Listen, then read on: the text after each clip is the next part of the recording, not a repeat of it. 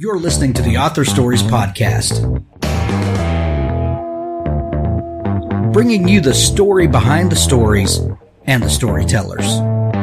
Margaret White, Terry Brooks, Sheena Kamal, Matthew Quick, J.T. Ellison, Walt D. Williams, Brad Ford, Corey Doctorow, Brandon Sanderson, Robin Mom, Ernest Klein, Jim Butcher, Charlene Harris. Visit hankgarner.com for archives of all the shows. Today's guest is Christine Handy. Welcome to episode 228 of the Author Stories Podcast. I'm your host, Hank Garner. Go over to hankgarner.com and subscribe to the show if you would. There are handy links in the sidebar where you can find the show in iTunes and Google Play and Stitcher Radio and YouTube and everywhere that you listen to podcasts. Follow us on social media if you would. On Instagram, it's Author Stories Podcast. On Twitter, I'm Hank the Writer. And join our booming Facebook group at facebook.com/groups/Author Stories Podcast. We've got over 1,000 members there, and there's always something fun going on. Thank you very much to our sponsors today, Pico's House. Authors, if you are looking to take your book to the next level and make it a standout in today's market, you really need to talk to my friend Crystal Pico Watanabe from Pico's House. That's Pickoshouse, picoshouse.com, and let her know that you heard about it on Author Stories. Retrograde, the new book by Peter Cardron. The international team at the Mars Endeavour colony is prepared for every eventuality except one. What happens when disaster strikes Earth? Peter was on the show last week talking about this phenomenal book. You're going to love it. Retrograde by Peter Cardron. The Paragons trilogy by C. Stephen Manley. When dark portals open, heroes will awaken. Part science fiction horror thriller, part superhero novel, Awakened. Paragon's Book 1 is the first novel in a trilogy series that provides a gripping origin story filled with mystery, fast-paced action, horrific monsters, and fringe science. If you enjoy a thriller novel with a heavy dose of the fantastic, you'll love Awakened. Buy the entire Paragon's trilogy, available now. Book 1 Awakened, Book 2 Conduit, and Book 3 Unveiled. This thrill-a-minute series will leave you out of breath and thinking hard about what you read. Link in the show notes. Buy the superhuman thriller series today. Fan favorite, The Ember War Saga by Dragon Award winner Richard Fox. This 9-book series is action-packed military sci-fi at its very best. The Ember War is an epic military sci-fi series. If you like A Hymn Before Battle by John Ringo and The Last Starship by Von Heppner, then you'll love this explosive adventure with constant thrills and high stakes from cover to cover.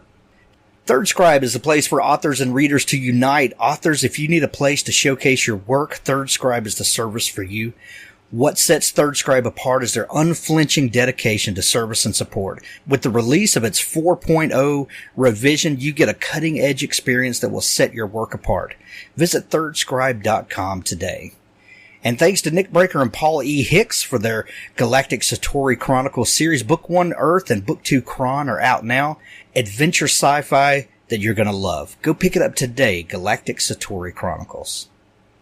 Stay tuned after the show for an audiobook clip from Richard Gleaves' The Jason Crane series, and look for my 3rd annual Halloween special with Richard coming the end of October. It's sure to be full of spooky goodness that you've come to expect from Richard Gleaves. On to our interview.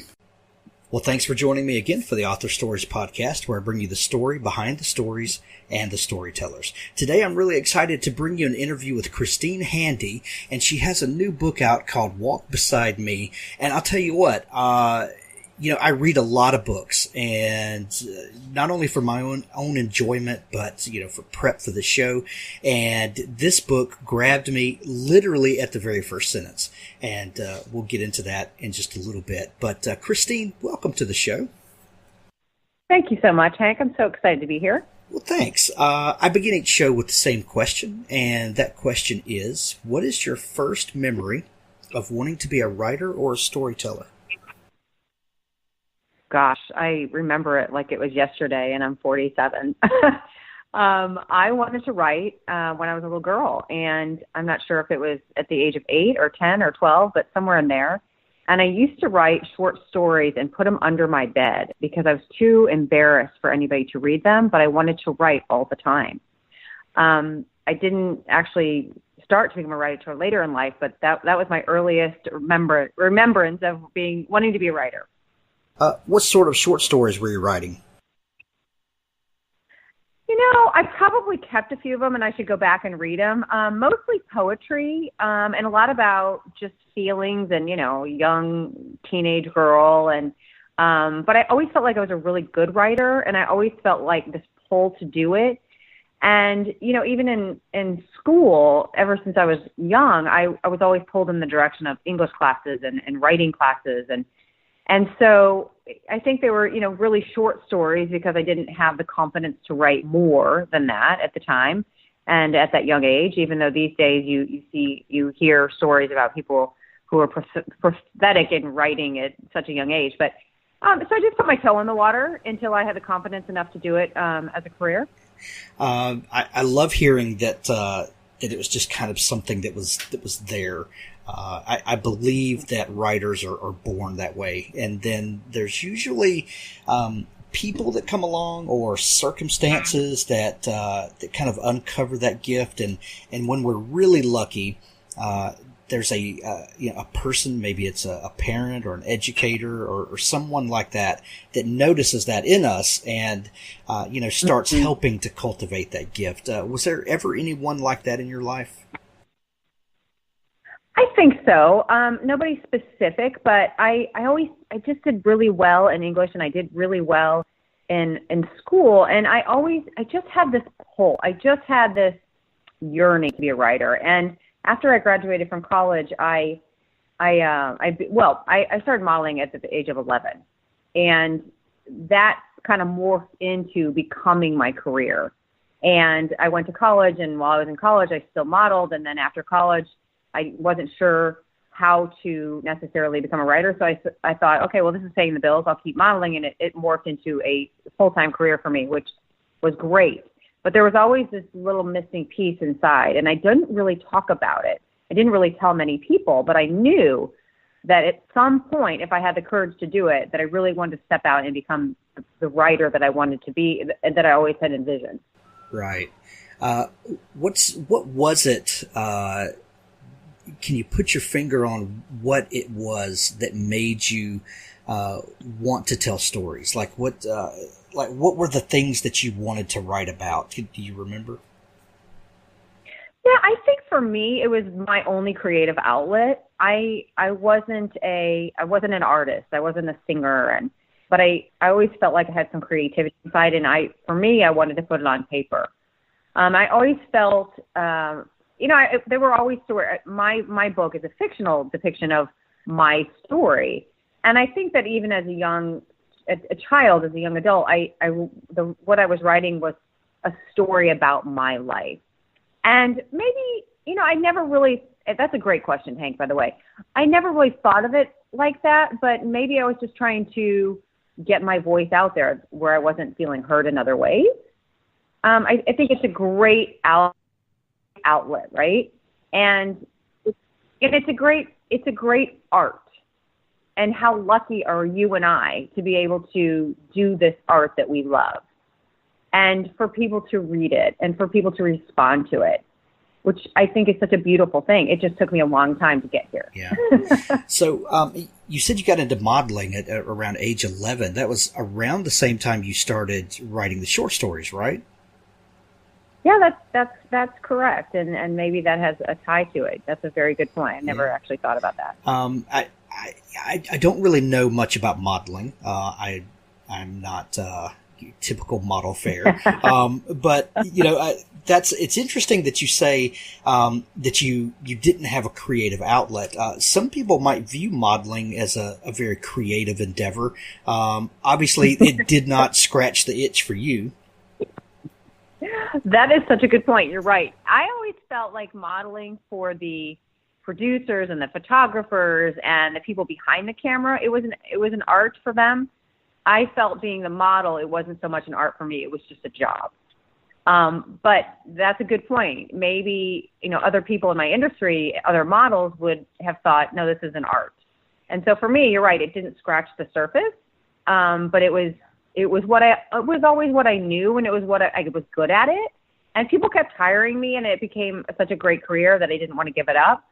But interestingly enough, when my life turned and, I was faced with grave illness and my looks changed and I lost my hair and my looks to breast cancer, I had to figure out who I was really inside. And all I knew was the person that people looked at. That's all I knew about my life was that person, that model. Yeah. So when I figured out who I was, I realized I'm a writer. This is what I want to do with my life. I love that it was always there inside you. And, in a way, you kind of have to peel the pieces away to get down to who you really are. Oh boy, is that not, that is such a fact. And it's so interesting how different people arrive there at different stages of their life. Yeah. Well, and I know we're jumping a little bit ahead, but I think it's pertinent to point out that, and some people won't understand this, but I think that you and I can speak plainly about this. We in my family went through some really hard times the last couple of years. Mm-hmm. One of our kids had a brain tumor, and we were in and out of hospitals and surgeries and all this sort of stuff. And what's really interesting is that in the midst of those things, there are gifts that you were given, and you cannot see them as gifts at the time. But on the other side of the grief and all of that stuff that comes with it, you start realizing that maybe not necessarily the bad thing that happened was good, but it sure does uncover a lot of good stuff that you didn't know was there. Yeah, you know what? That's quite a story, and I didn't know that about your son. And I'm sorry. We probably have a lot of things to talk about.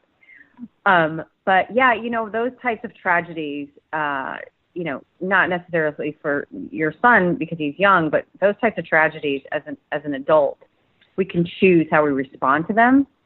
And I think for me, I realized when I was going through a couple of tragedies, one after another, there had to be purpose in that pain. And I realized when I was diagnosed with breast cancer that I had to write the story. It was just too, that it wasn't maybe the story I had picked, but it was the story that God gave me. And it was a story that I could give people hope with. And so that really began my journey as a writer. And I'm not, of course, breast cancer, it's a terrible disease, and I wouldn't wish that upon myself or anybody else. But it gave me the tools to have the courage to become a writer, and it gave me the story that I needed to tell. Right. And it was my daughter, by the way, not son, but that's that's neither here nor there.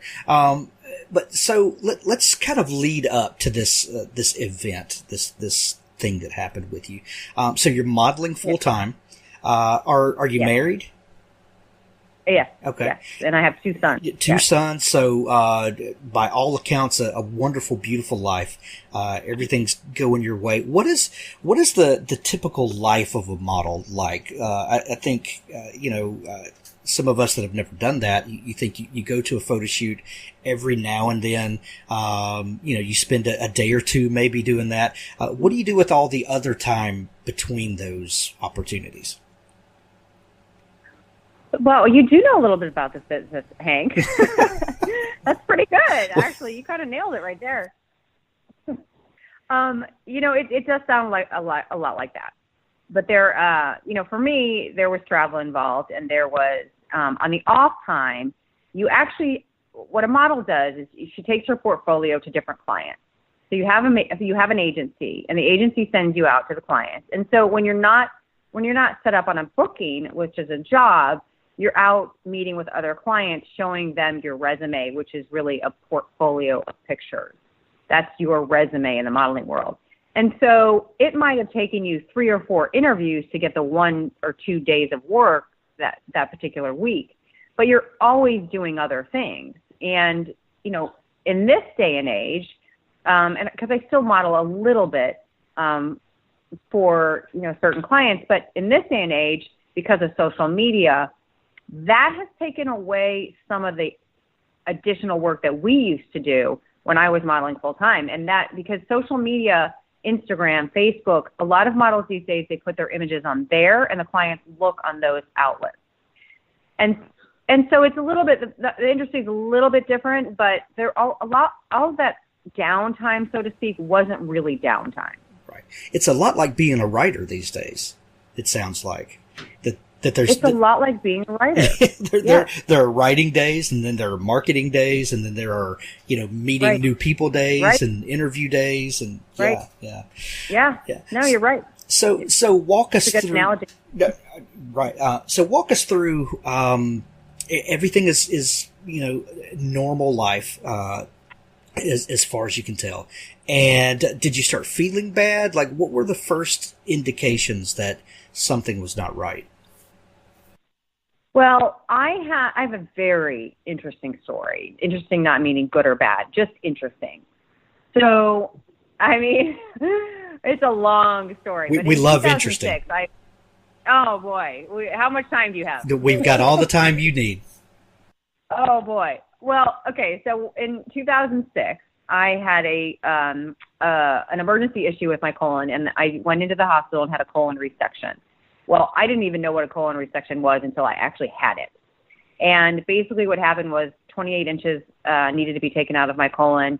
The doctor tried to sew me back up, but he nicked a vein, and I almost bled to death on the table. That was my first brush with a very serious medical situation, and that one was life-threatening as well. And so I'm 35 years old. I wake up in the recovery room, and I have a blood bag, a port in my neck, and a blood bag hanging from above. So I have no idea what's happened. And long story short, it takes me about a year to get over that. Once I get over that, 4 years later, I tore a ligament in my wrist. Very simple surgery. People know about torn ligaments. It's no big deal. But the doctor left an infection in my arm for almost 7 months. By the time that I went to see another doctor to get a second opinion, my wrist was completely destroyed, and I'm talking completely destroyed. I had no cartilage left in my wrist, and every single bone in my wrist was broken. And 6 weeks after my arm was fused, I was diagnosed with breast cancer. And I truly believe that they're all kind of interrelated, connected in some way. But I never, with the cancer, I can't really say whether I felt bad or not because I felt so sick all the time because of what was going on in my arm.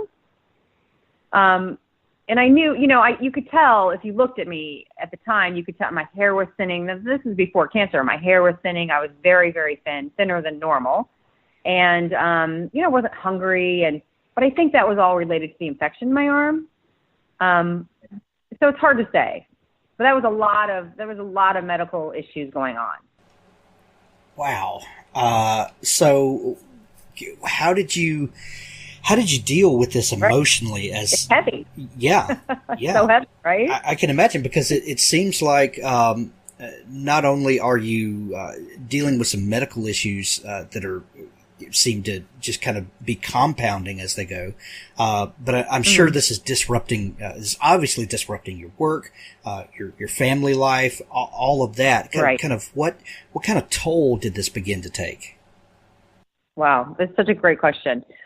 It took a huge toll. It took a huge toll on my relationships. It was traumatic for my children. When I was diagnosed with breast cancer, my two sons were 11 and 14 years old. And I mean, literally, I couldn't take care of myself, much less my children. And I write about this in my book. Well, because I have on one arm a fused arm, so I'm in a cast from my fingertips to my shoulder for 6 weeks. And now that with a fused arm, you now have a non-functioning arm. So now I have to figure out how to deal with the rest of my life with a non-functioning arm. And then on the other side, on my left side, I have breast cancer. So just to give you an example of why I couldn't take care of myself or my children, the right arm is right now out of commission. And then when I had my first lumpectomy on the left side, I couldn't lift my arm over my chest because of that would be complicated to the surgery. So for 6 weeks, I couldn't use either one of my arms. I couldn't even open the refrigerator or open a door or pour myself a glass of water.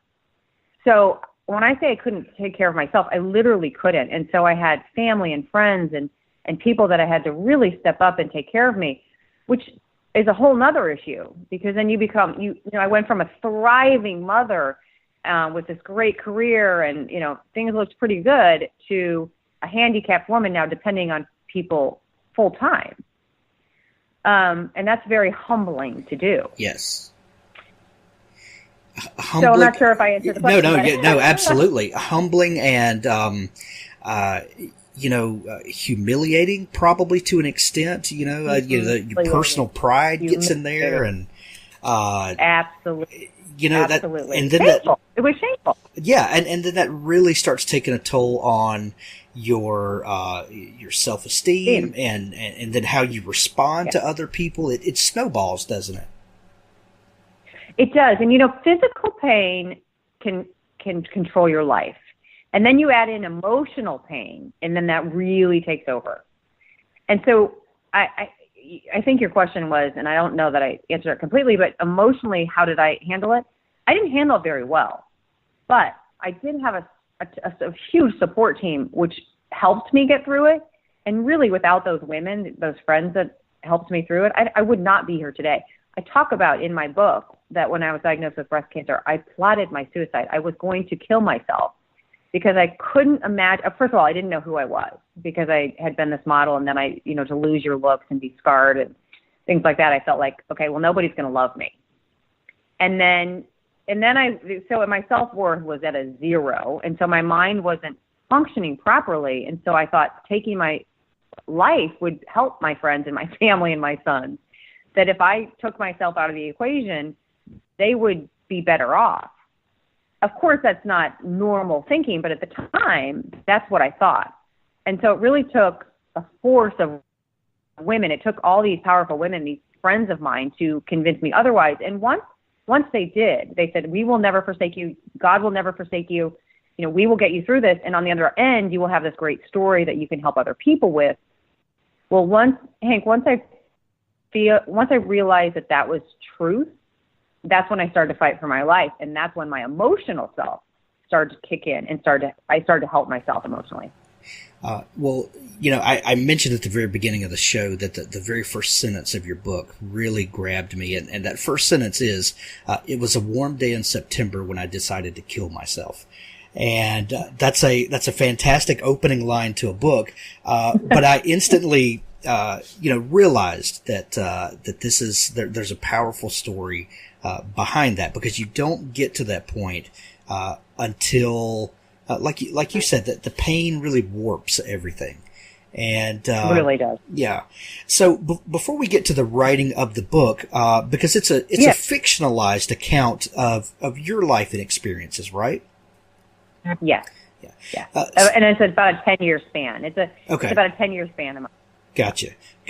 So these women step in your real life, and you really determine who are your tried and true friends and family in situations like that, don't you? Right. You would know too as well, right? It's remarkable. Yeah. It sure is. So tell us about the journey from this point of hopelessness, utter despair. And you were not living in that same place now. So kind of how did you, what's the other side of that story?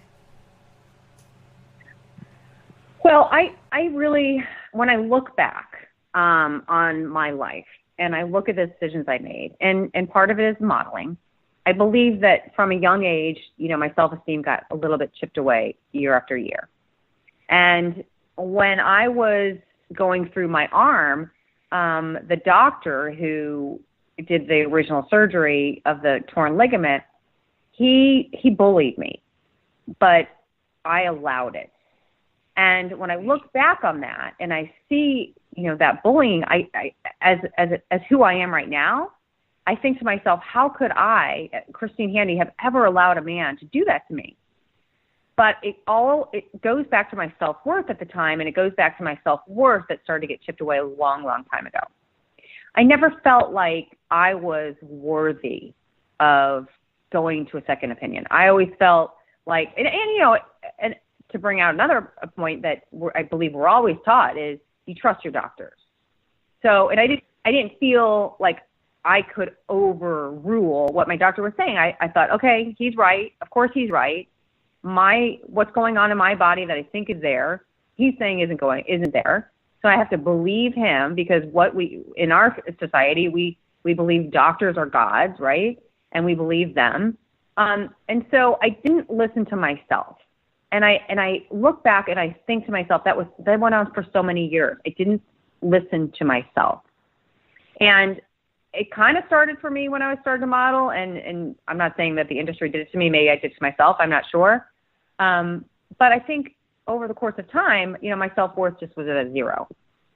So in order for me to pick myself back up and to get through the breast cancer, it really depended on those women who stepped into my life to really save my life. Had those women not been there, I would not be here talking to you, Hank. Right. I get that. So how long was your recovery process?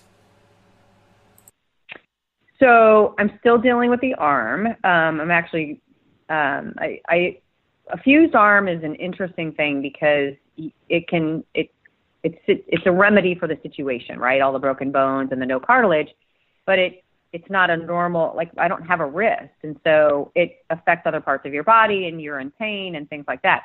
So I deal with that on a day-to-day basis. But my chemotherapy, I had 28 rounds of chemo, which is a lot of chemotherapy. Yes, it is. And that was 15 months of chemo. So if you add the two together, really my friends I could die for 7 months when my arm was out of commission. So it's about 2.5 years that my friends took over my life and carried me through it. It's a long time. It is a long time.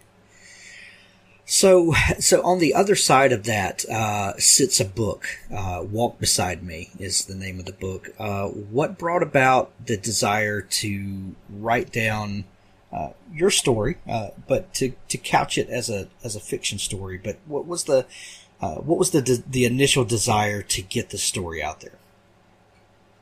Well, when I was diagnosed with breast cancer and after I decided to fight for my life, I realized that I needed to tell this story to help other people, because I was certain that if a woman, you know, that was in my situation could get that low to want to kill themselves and leave behind two amazing, wonderful, beautiful children, that there had to be other people in my situation. And clearly there's, you know, 1 out of 8 women are diagnosed with breast cancer, but my story isn't necessarily about breast cancer. It's about my transformation from being this woman who successful, but had no self-esteem, and the transformation from that to figuring out who I really was.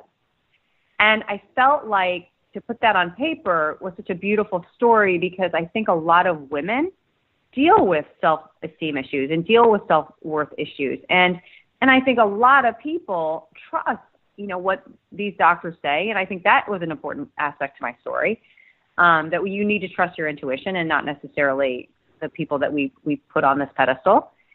And I think that, you know, suicide, and I think of, you know, these desperate feelings that I had, I feel like they are in our communities and they're in so many people's lives these days. And I just knew that if I could tell the story and if I could get the story out there, that people would want to read it, because I feel like a lot of those issues in that book, which there are a lot of, people suffer with every single day. And so for me, it was a gift to be able to afford to write a book, because I wasn't working at the time. It was a gift for me that I could write about the friends that carried me through it. It was a gift that I was a talented writer to begin with.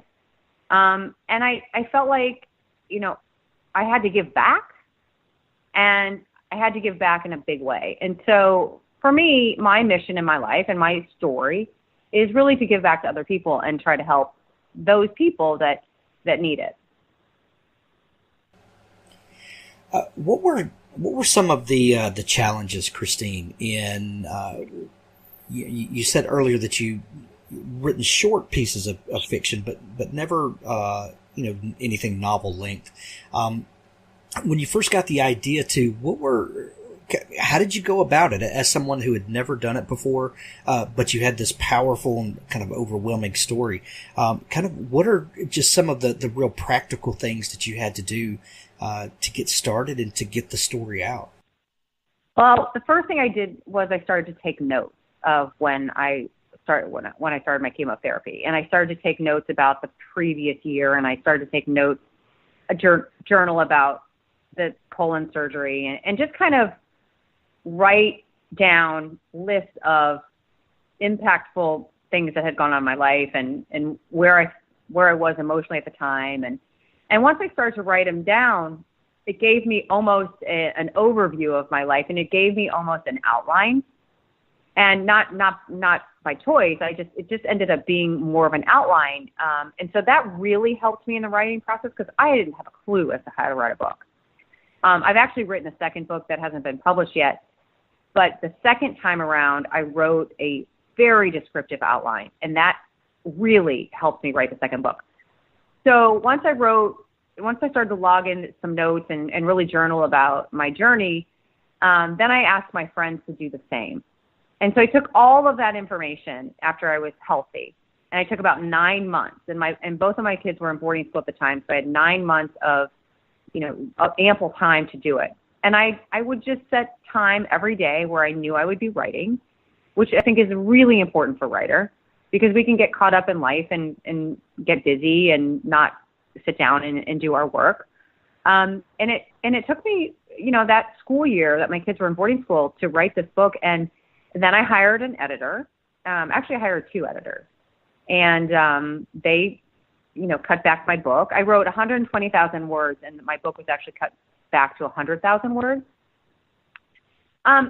which is typical. And the reason I wrote fiction was because, and maybe it was for me, but I didn't feel like, I don't know, I just felt like it was a better story written fictionally. I didn't understand what a memoir was. I didn't know that again, goes back to the self-esteem. I didn't think I was worthy necessarily of writing a memoir. Like, who would read my memoir, right? I'm not an actress. I'm not a movie star. Which is silly, right? But that's kind of how I looked at it. Well, but there's, and I appreciate everything that you're saying there.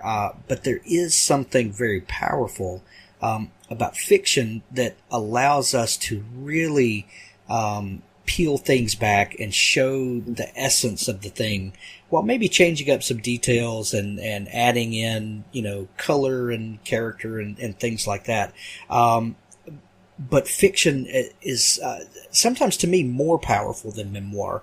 And maybe because you remove the inhibitions from the writer. Right. No, that's a good point. And I love fiction. I love to read fiction. My second book is fiction too. I love fiction. Yeah. As a writer. What were some of the challenges in writing a story this personal? And you did fictionalize it, but were there situations that just got too close and you have to back away from it? What are some of the challenges in interpreting these real life things and projecting them onto another character? That's such a great question. You just have all these great questions. I'm so impressed. You really do. Thank you. That's a good question. And there are sensitive subjects in my book, very sensitive subjects, and we won't give too much away to the listener. They'll have to get the book. But there are a lot of family issues that I talk about that were embellished. You're right. It takes some of the burden of being exact away. But I also think that you can make it, like you said, very much more colorful. And I didn't want to write a book where, she was great. She was a model. All her friends stepped in. Her family life is perfect. She lives in this perfect little community. Because who would read that? Nobody would read that. And first of all, that's not what happened. But I feel like if I wrote a nonfiction book, that's how I would have portrayed it. And with the liberty of a fiction book, you can add things that are sensitive, but tone it down a bit. And then you can add things that are maybe made up that you can highlight just to get, as a writer, and I know you feel the same way, you have to get the reader, to want to turn the next page, to turn the next chapter, to finish the book. So I think for me, and I'm a very emotional writer, I think you'll agree to that, reading some of my books, I think people appreciate that. They want to keep going. They want to keep reading it. They want to go on to the next chapter. And for me as a writer, that's how I write. But I think it's such a gift to be a little bit more free with what you have to say. As writers, we always put pieces of ourselves in our work. Yes. It's just part of the job and the nature of how things work. We can invent characters out of whole cloth, and they'll always have little pieces of us. And maybe there's 10 characters, they all have a different piece of us, but right. we wind up in there. Right. And a lot of times the people that you live with and your friends and family, pieces of them wind up in books as well. Sure. Did you have any folks around you that were a little nervous when you started writing a book? I think everybody was nervous when I started to write my book. I'm not. I tell you, Hank, I think they still are. I mean, I think my book shows a lot of stuff that people don't want to talk about.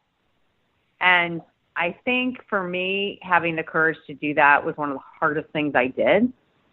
But if I were given a book like this years ago, I would have loved it, because I think I would have looked at myself and said, you know what? A lot of those things, a lot of those self-esteem issues you're dealing with, and maybe I would have gotten help at the time, and maybe I wouldn't have wanted to kill myself, right? So I think this book shows a lot of demons that, are out in the world, all into one little package, all into this one fictional book. But I think these are important subjects that we should talk about, and we should face, and we should deal with. So I think my friends and my family, I think they're still a little shocked about my honesty, but I think that it took a lot of courage for me to do it. And as you know, Hank, when you're faced with a traumatic event in your life, you realize that tomorrow isn't promised to anybody. And so, live for today, live to help other people. And my way of doing that was writing this book. Yeah. This book, one of the things that really resonated with me, and I'm going to try to have a tactful way of talking about this without offending some people's sensibilities. This is a very inspirational book. Thank you. The cover art, lets you know right away that this is a particular kind of story, and there have been whole industries built around inspirational stories and things that are targeted toward a specific audience. Correct. And I'm not trying to denigrate anybody's art or anything like that. But I think we all have picked up something like that and just rolled our eyes at the candy coated, yes. they're just literary cotton candy. There's no substance there, and it's just saccharine sweet, and there's just nothing of any lasting importance. Even though they may be labeled as, inspirational or whatever. Yes. I think you get what I'm trying to say. Shocking how many this are out book there, is, but yes. It's shocking. And when I say entire industries, I mean literally entire industries built around this. Agreed. This book is not that. Mm. This book is not that. This book is brutally honest. Mm. It's funny at points. It's heart-wrenching at points. And it's really, it's a real testament to the human spirit though, and the resiliency of people, and especially when people band together and rely on each other. And that is a deeply spiritual thing, when in human connection, and those two things may seem at odds with each other, but to me that's really where our beliefs shine, is when we get our hands dirty and actually invest in each other.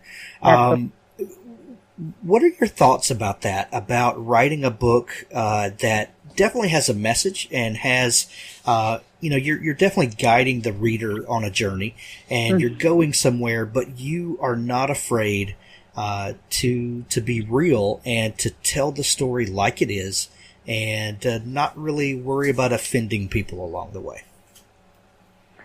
Well, thank you for the compliments in there.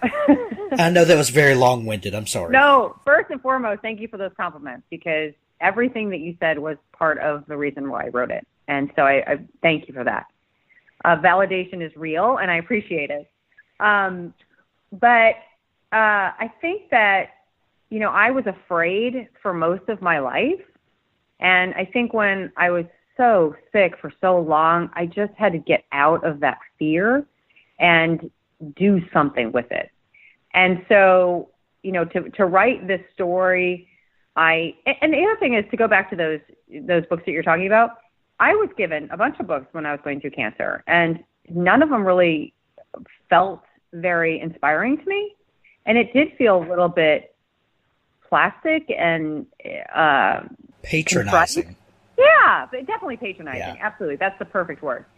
And so I felt then also that somebody needed to write something that was, let's get down and see what is really ugly about cancer. And let's get down and talk about what really goes on in people's heads through all these illnesses and through family relationships and with, the humiliating aspect of, I felt like I had a scarlet letter when I was diagnosed with cancer. And, let's talk about that.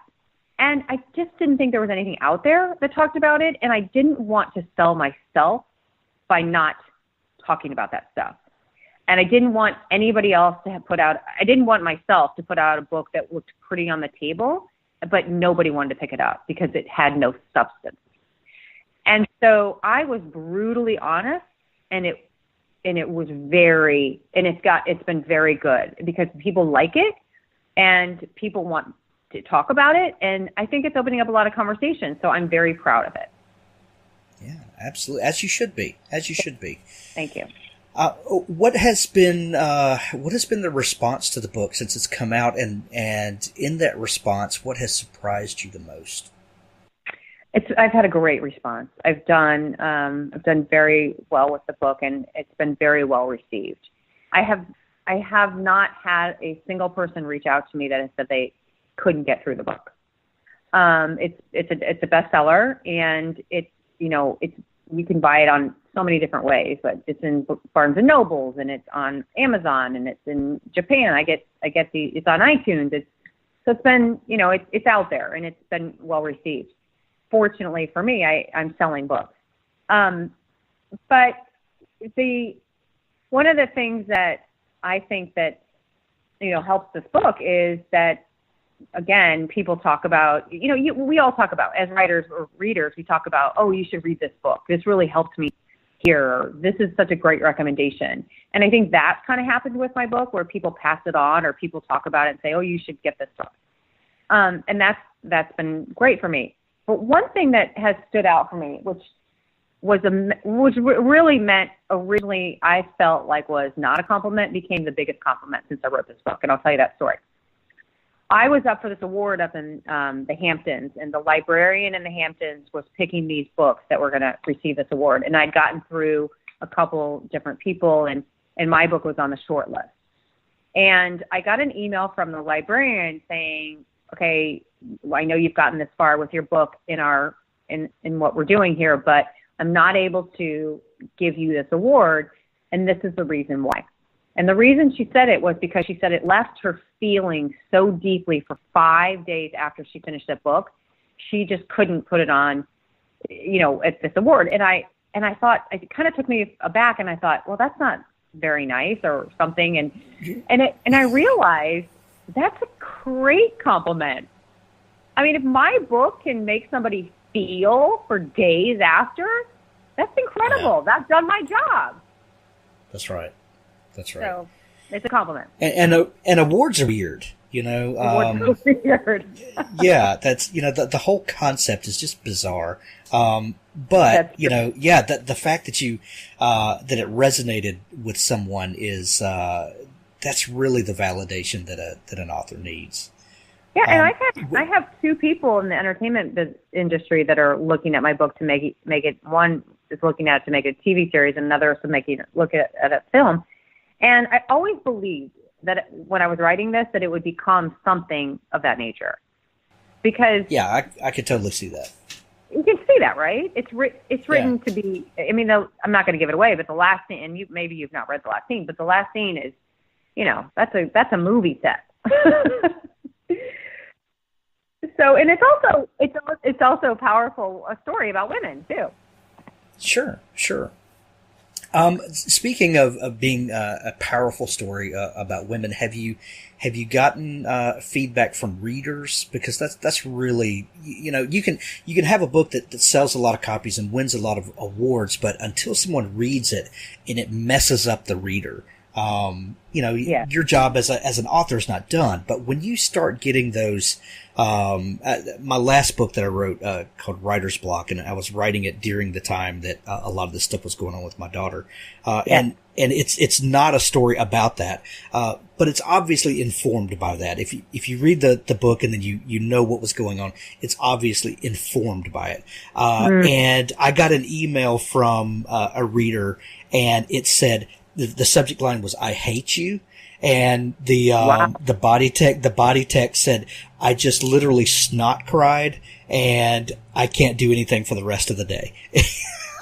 Wow. And yeah. And, and at first you're like, wow, I'm really offended. Then you say, no, I get it. Like the story wrecked them, and then you say, well, that's exactly what I set out to do, so, you give your little nefarious laugh and you go back to your keyboard and write another one.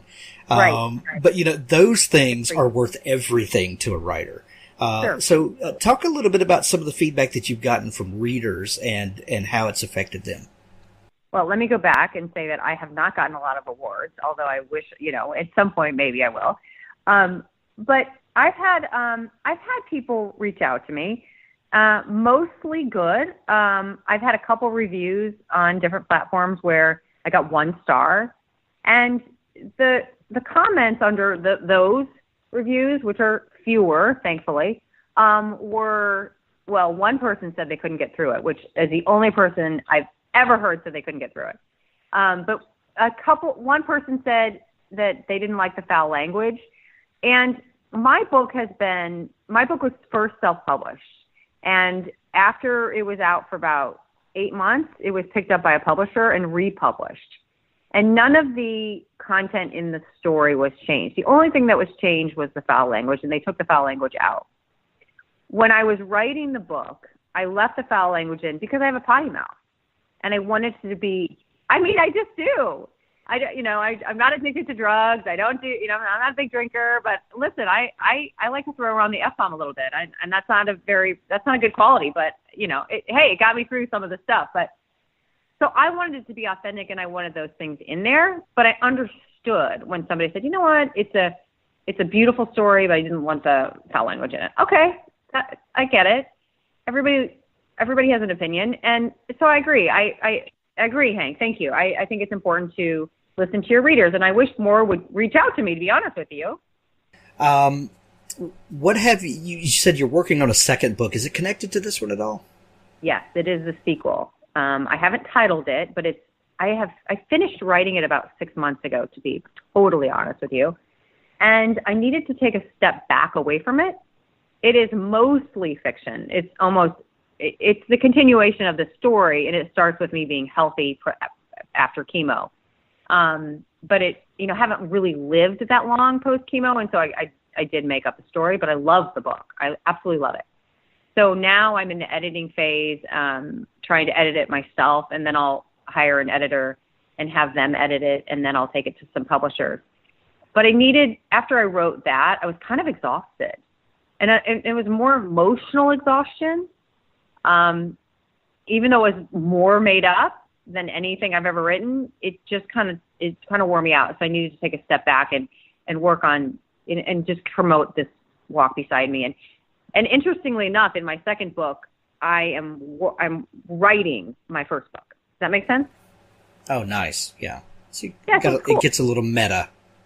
Exactly. It's cool. Yeah. You said that you first self-published Walk Beside Me, but then it got picked up by a publisher. Who picked it up? Morgan James published it, and they're out of New York. And I believe that David Hancock, who's the CEO of Morgan James, I believe that he read it because his wife had breast cancer, and then they approached me. Now they only do, they're great group of people, great publishers. They don't do a lot of fictional books. They do mostly nonfiction. So I felt really special. That was quite an honor for them to want to pick up my book. And they're just a great crew. I strongly recommend them for publisher. Other than the concession that you made to pull out some of the F-bombs and stuff like that, was there anything else that surprised you about that part of the publishing process, going from self-pub where you have all the control, to working with a publisher and having to maybe give and take a little bit? Did anything surprise you about that process? Mine was pretty fluid, and I take that as very lucky. I liked to self-publish. I liked how I did it. I would do that again. I liked the freedom to publish whatever I wanted to write. But I liked to have a publisher too. And so, they were both very different, but I liked both of them for very different reasons. Does that make sense? Absolutely. And this is the best time to be a writer, because you have the power and the freedom to do either one or both. Right. The hybrid author is really the author with all the power now. That you know how to utilize the machinery of a big publisher and right. Also the freedom of self-publishing. And now is really the best time to be doing it, for sure. When I think self-publishing used to get a bad rap, but I believe now that self-publishing is an enormous industry and a great industry, because there's so many amazing stories out there that if you took it to a publisher, it might take 3 or 4 years to get out there, but people are saying, no, I don't want to wait. I'm going to get it out there. And lucky for the readers of the world, because that's such a blessing. Right. For sure. Christine, where can people find you if they've enjoyed hearing your story and maybe their interest is piqued about Walk Beside Me and the new book that'll be coming out? Where can people find you and connect with you? Well, they can find me. They can find my book on a lot of different platforms, but Amazon, Barnes & Noble, Books A Million, or on my website, which is www.christinehandy.com. Or that same URL is www.walkbesideme.net. The walkbesideme.com had already been taken. So don't go to walkbesideme.com. It's not me. But I'm on YouTube and Instagram. I'm out there. All right, as writers, we have to be out there. That's right. And I think that's how we connected, was on Instagram, maybe. It was. I've been following you. I find you to be so fascinating. I love your story. I love what you're doing. Oh, thank you. Christine, it's been a great pleasure and joy to talk to you. Thank you for coming on the show. Thank you so much for having me, and I hope that this helps somebody in your listener group. Thanks for listening to the Author Stories podcast.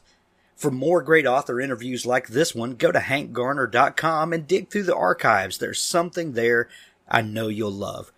Tune in for new episodes every Tuesday and Friday. Now stay tuned for a special audio clip from Richard Gleaves' The Jason Crane series. I was 10 years old when I saw my first ghost. The year was 1770. My father was a barber. He kept a small shop at the Couenhoven Inn, where the King's Road met the Old Loop. Our modest home lay to the north, between the inn and the hanging tree. A simple box of pine boards whitewashed with crushed oyster shell, one room with a spinning wheel for mother, a chair for father, and up a ladder of branches, a garret where my parents slept. I slept on the floor below, alongside my little brother, Hans, 5 years younger than I. Our floor sloped toward the Hudson, so that when Hans rolled over in his sleep, he often went on rolling and couldn't stop, collecting splinters and grievances. Yet on this particular night, he slept peacefully, and I was the fitful one. A mouse had taken shelter in our wall, fleeing the October chill. It scritched and scratched, nibbling a nest for itself. The sound thrilled me. I possessed a vivid mind, full of toadstools and bullfrogs and lightning storms, and so imagined a skeleton writhed in the wood. The bones of Anne Underhill, perhaps, murdered by Indians at Spook Rock. I'd heard that tale from my father, who reveled in the Dutch superstitions. He would gather us to fireside on winter nights and spin tales of the Heer of Dunderberg, that storm king who rattled our white windows, of the Lady of Raven Rock, who died in snowfall, pining for her lover, of trolls beneath the penny bridge and hobgoblins in the hanging tree. He'd filled my head with such dark romance that I lay waiting for Anne's little finger bones to drag me off to some bloody fate. I rather hoped she would. A cloud cleared the moon, and a square of light fell on my mother's spinning wheel.